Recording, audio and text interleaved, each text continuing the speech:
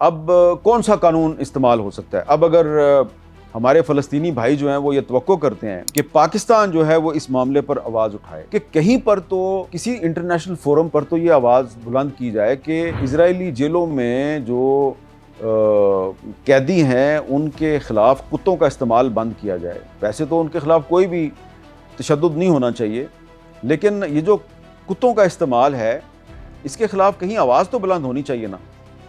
تو ابھی حال ہی میں اسرائیل کی جو پارلیمنٹ ہے اس نے قانون پاس کیا ہے کہ جس کے تحت جو اکتوبر 2023 کا جو ایک اٹیک تھا، اس اٹیک میں ملوث کسی بھی فلسطینی قیدی جو ہے اس کا جلد از جلد ٹرائل کر کے اس کو موت کی سزا دی جا سکتی ہے۔ تو اس وقت اسرائیل کی جیلوں میں 10,000 کے قریب فلسطینی قیدی موجود ہیں، ان میں عورتیں بھی ہیں، ان میں بچے بھی ہیں۔ تو یہ جو 10,000 فلسطینی قیدی ہیں، 10,000 چھوٹا نمبر نہیں ہے، بہت بڑا نمبر ہے۔ یہ 10,000 فلسطینی قیدی جو ہیں یہ دن رات اسرائیل کی جیلوں میں یہ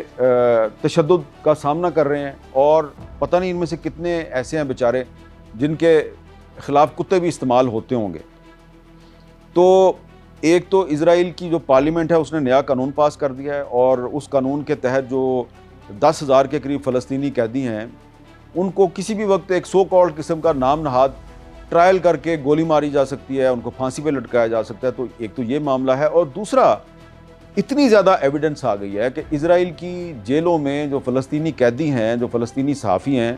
ان کو کتوں کے ذریعے ریپ کروایا جا رہا ہے۔ تو اس پہ یونائٹڈ نیشنز میں بھی بات ہونی چاہیے، ریزولوشن وہاں پہ پیش ہونی چاہیے، اور اس پر بہت سے جو یورپین کنٹریز ہیں وہ بھی پاکستان کو سپورٹ کرنے کے لیے تیار ہوں گے۔ پاکستان کو چاہیے کہ جو OIC کے رکن ممالک ہیں، 57 ممالک ہیں، تو ان میں سے کم میرا خیال ہے 53-54 تو ایسے ہوں گے کہ جو سپورٹ کر دیں گے۔ 3-4 ایسے ہیں جو ابھی اسرائیل کے خلاف نہیں جائیں گے، تو نہ جائیں وہ۔ تو باقی جو کمی ہے وہ کچھ یورپین کنٹریز پوری کر دیں گے، کچھ افریقن کنٹریز پوری کر دیں گے۔ تو میں یہ سمجھتا ہوں کہ اگر پاکستان کی طرف سے یونائٹڈ نیشنز میں